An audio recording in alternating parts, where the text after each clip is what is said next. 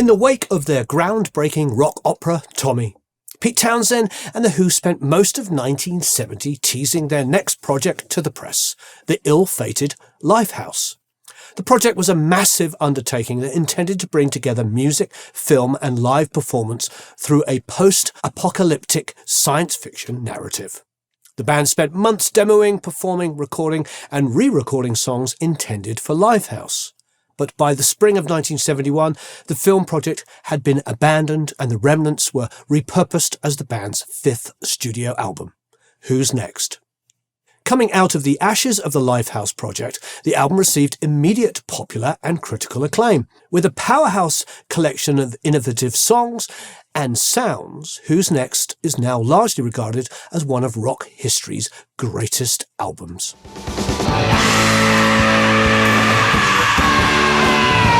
The Who were formed in the early 60s in London, but three of its members had actually grown up together in the 50s. Roger Daltrey, John Entwistle and Peter Townshend had all attended Acton County Grammar School together.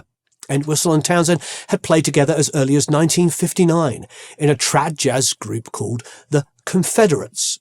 Although he had moved to a new neighbourhood by the early 60s, Daltrey ran into Entwistle unexpectedly one day and invited him to play with his band, The Detours. The band brought in Townshend soon after. By 1964, as the High Numbers, they recruited Keith Moon on drums, and by November of 1964, they were playing under the name The Who. The Who's rise to popularity came through London's mod scene, which embraced their high energy and wild stage shows.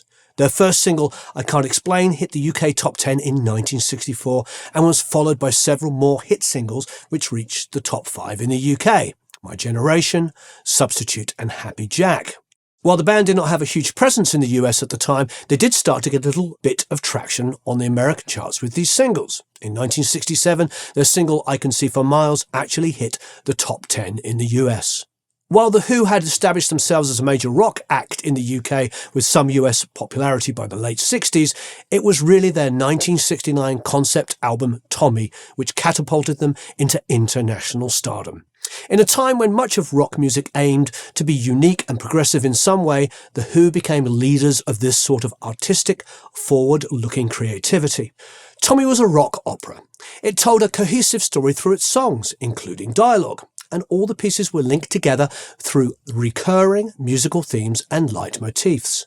They toured the album after its release to critical and public acclaim. With such success comes tremendous pressure, and the band felt that pressure to follow up with a project that was even more impressive and groundbreaking. This project was Lifehouse. Lifehouse was Pete Townshend's idealistic vision, which never truly came to fruition. This project was envisioned as a grand sci-fi film set in a post-apocalyptic future Earth. In his autobiography, Townshend described it as a modern retelling of Aldous Huxley's Brave New World. The film was to feature live concert footage of The Who and would culminate in the Lifehouse concert participants vanishing in a musical rapture. This represented a rejection of a corrupt, technology-driven future as the audience discovered the sound of the universe as a single note. The band teased ideas about the concept to the press and even held a series of concerts at London's Young Vic Theatre. However, by 1971, the film concept was abandoned, and the songs originally meant for it were instead compiled into the studio album Who's Next? Now, the iconic organ sound, the part at the beginning of Won't Get Fooled Again, is played by Pete Townshend, and it's a staccato part. The only details I could find were it was a home organ, and you got that first hit, and then in comes the full band.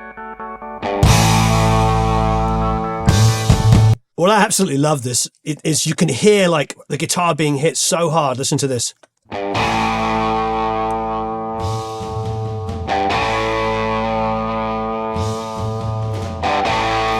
I can't tell if it's just he's hitting it so hard it's going sharp or whether he's using the trem arm lightly, but it's fantastic. He may be just doing that, or he could be bending it ever so slightly, but it's awesome. I've always loved that part. And then, of course, you've got John Entwistle's absolutely massive bass.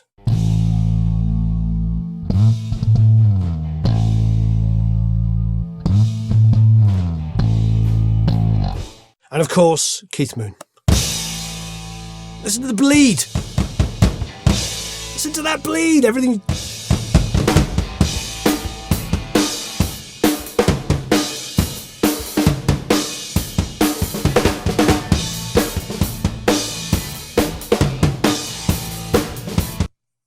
Just absolutely superb. I love the ring on the snare. It's interesting. I've done videos where we show recordings of drums and people are like, I could never deal with that much ring on the snare. But, you know, if you listen to it in context of the band, the ring helps the snare jump out, but it doesn't. You don't really notice it. It actually helps it cut, but it's not there taking any kind of pitch away from it. It's absolutely superb. What an amazing drum sound. My friend Jack Douglas worked with them during this period, and I think he got credited retroactively, wasn't originally credited. And, you know, he's just told me amazing things about Keith. What an amazing drummer.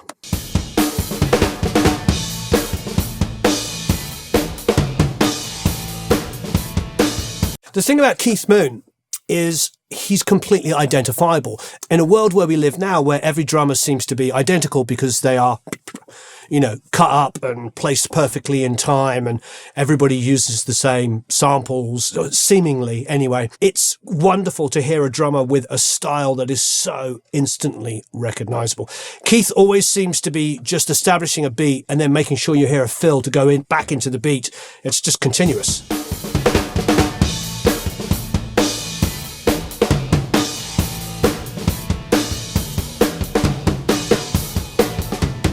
It's a fill in a fill. Another fill.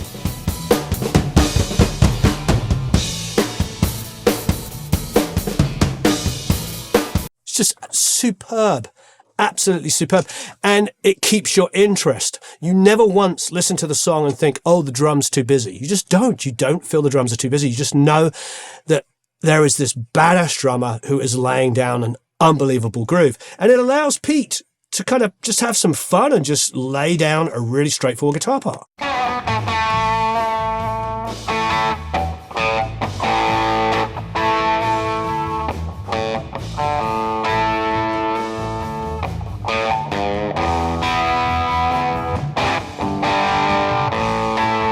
Bass line as well.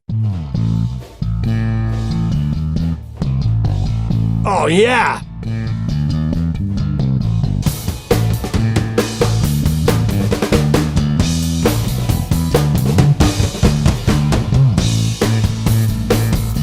What is so iconic about this is that you would anticipate in modern recordings, the guitar is huge. It's like stacks of guitar sound. It's maybe playing some really intricate, cool stuff or chugging away and really filling it up. And the poor old bass player and drummer have to play something really, really straight to allow you to hear all that wonderful, intricate, amazing guitar playing. And here, it's not quite the opposite, but almost is. You've got Pete playing a very straightforward, sometimes single line part with small chord shapes, and all of the movement and excitement and energy is coming from the bass and drums, from Keith Moon and John Entwistle.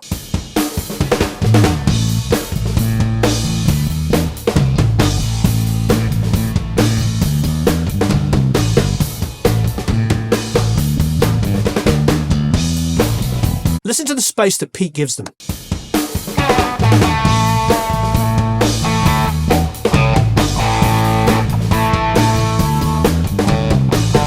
That's a band. That is a band working off each other. Throw in Pete's keyboard, the home organ.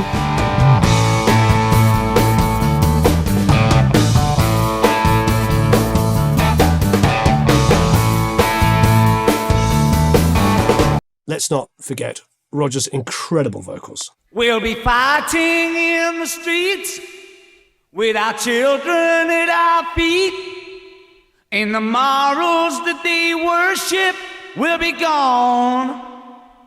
It's interesting. He's sort of very obviously English, then very obviously kind of affecting an American accent, which was very typical of British pop stars in those days. Listen to Mick Jagger trying to sound all bluesy and American while also maintaining a London accent. I mean, it's that beautiful kind of blend of both, because growing up in Britain at that time, everybody was listening to blues like mad, American blues and American rock and roll, which of course came from the blues. Just like yesterday, then I'll get on my knees and pray. Obviously Won't Get Fooled Again has that massive breakdown where it just goes back to the keys, these hypnotic parts, and nobody cared. You could just be sitting in it, waiting for that moment when Keith comes back in.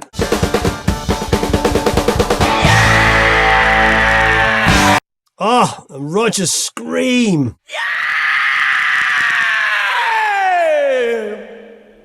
And again, it's so amazing.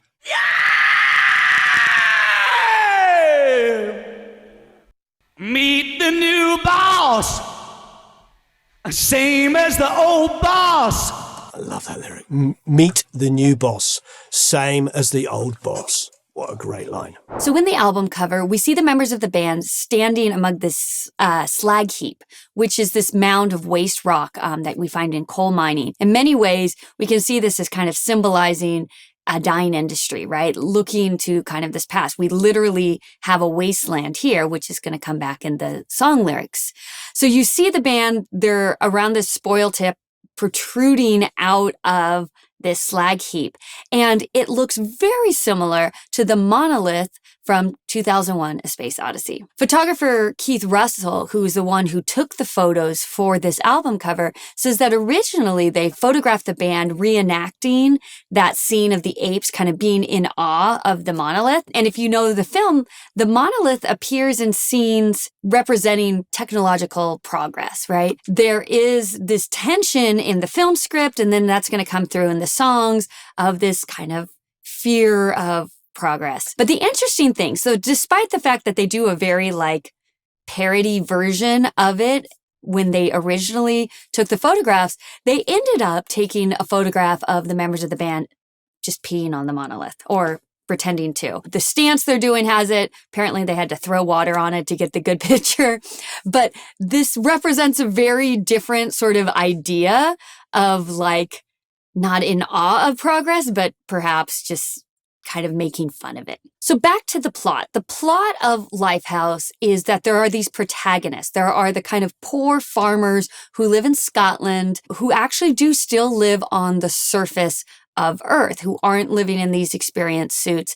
And in the film, or in the film script, their daughter leaves the farm, leaves Scotland to go down to London to go to this film festival.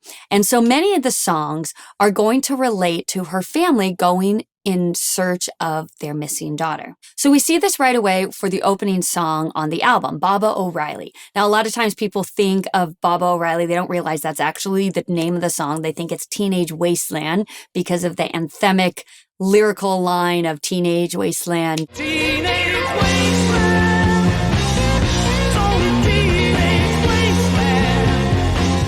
The premise of the song is the family. Sally is the mom, Ray is the dad, and it's from Ray's perspective of them going in search of their daughter across this wasteland as she's going to this festival. The song lyrics have things like, Sally, take my hand, let's travel south cross land, reflecting a lot of the plot elements of the script. The synthesizer riff sounds very similar to minimalism of the times. People like Terry Riley, right? Baba O'Reilly, Terry Riley. So it's in part named for Terry Riley. Rainbow in Curved Air is a really good example of the similar thing that Townsend was going for with this synthesizer riff. And then the Baba of Baba O'Reilly is a reference to Meher Baba. Meher Baba was a spiritual guru, guide that Townsend really looked to during this time as he's trying to figure out his understanding of himself and music and connection to the world. And so even though this script has a lot to do, and all the songs, narratives have a lot to do with progress, the kind of antidote to that sphere of progress is music, is that we can all be saved by rock music. We can all be saved by coming together in one note. And we'll see that come back in the other songs. But that spiritual foundation of harmony and unity through meditation, a kind of a deep meditation, comes from the Meher Baba. So Meher Baba, Terry Riley, Baba O'Reilly. So the last song on the album is arguably one of their strongest and best known songs, which is Won't Get Fooled Again. And Won't Get Fooled Again is a really interesting song because on the one hand, it sounds revolutionary. It sounds like it should be a protest song. It sounds like so much coming out of the 60s that we hear at this time. But in many ways, it's kind of the opposite of that. It's a cynical song. It's Meet the New Boss, same as the old boss. The song has this layout of there's an uprising, the leaders are overthrown, and then it concludes, again, rather cynically, with the idea that the new leaders are just as bad as the old ones. It's got the revolution of not being fooled by idealism, not being fooled by that dream that everything is going to be better if we just do this. So from the opening chords, you have this kind of guitar ringing out sound that tells everybody to like, hey, listen up, we're going to tell you something important. It has a guitar solo section as we expect from a Who song. It's got synthesizer involved. It has all the qualities we expect, but it has a melodic kind of call to arms that is cynical. And it's a very interesting quality to have a song that feels both revolutionary and cynical at the same time. Because the music for Who's Next evolved in such a complex manner, it's hard to pinpoint exactly when work on the album began. Richie Unterberger posits that early versions of the songs Pure and Easy and Going Mobile were probably drafted by late October of 1970, since we have record of Townsend revealing songs under the working titles of The Note and We're Moving to his bandmates. Unterberger also points out that many of these songs were likely written and recorded as demos using Townsend's highly advanced home studio. By late 1970, Townsend was on his sixth home studio setup, which included 2 small rooms and a separate control room. It also housed a Bosendorfer grand piano. John Alcock, who later worked with John Entwistle on several solo albums, got the chance to see the studio setup and described Townsend's forward-thinking approach. Most musicians in those days either booked studios or had really simple, low-quality gear to record demos. Peter was one of those rare musicians who wanted to extend this idea to studio-quality work for later inclusion in or to form the basis of tracks in the final album recordings. He was way ahead of his time, very knowledgeable, and had developed a keen interest in and understanding of hardware synths, together with building and running his studio for his songwriting purposes, with the expectation that he could later use elements of this work in the final recordings. Likewise, Townsend expressed his own admiration for his setup on these demos, saying, "The demos I made to accompany the Lifehouse film script I wrote in 1971 are among the best I have ever produced. I had come fully to grips with working with multi-track rather than bounce from machine to machine, a la Phil Spector. I had managed to get a good, tight drum sound in a room only 10 feet by 15 that was crammed with synthesizers, organs, and a 7-foot grand piano. At least 8 of the 9 songs that end up on Who's Next were demoed in this way. John Entwistle's My Wife is the exception on the album." The concerts at the Young Vic were held in February of 1971, and in mid-March, the band flew to New York to record at the record plant. The Who's manager, Kit Lambert, was co-producing an album there, and the band was hoping to improve upon the quality of the demos they had made in Townsend's home studio. During these sessions, Jack Douglas, who would later go on to produce John Lennon and Yoko Ono's Double Fantasy, among other iconic albums, was working as a young recording engineer. Jack recalled Kit Lambert was technically listed as a producer, but it was clear that Pete was in charge of the production. He could drive the band nuts with his directions, but also really got them ripping when they tracked. He would especially concentrate on whipping up Keith, because he realised that the band actually took its energy cues from Keith. The energy level was always so up that many of the solos on the record were done in one pass on the tracking sessions. It really kept the trio sound together. While these are not the same recordings that appear on the original Who's Next album, they do showcase the development of several songs in a very near form to their final arrangement. We Won't Get Fooled Again was likely one of these first tracks they recorded in the sessions. The song, along with the record plant versions of Getting in Tune, Pure and Easy, Love Ain't for Keeping, and Behind Blue Eyes, were all released as bonus tracks on the deluxe edition of Who's Next in 2003. For several reasons, the band re-recorded the album back in London, this time without the involvement of Kit Lambert. For the London sessions, the band reconnected with Glyn Johns, who had worked on their classic 1965 album, My Generation.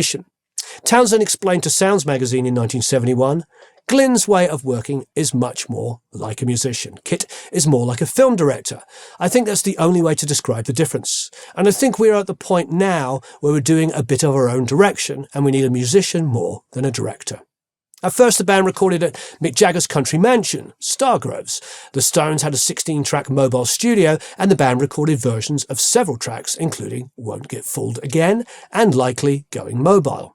In many ways, this was a trial run to see how the band and Johns would get along together while working on an album. The sessions did not result in any finished tracks for the album, but it did prove a successful working relationship between Johns and The Who. The band then moved to Olympic Sound Studios in London in mid-April 1971, with the majority of the album being recorded between May and June.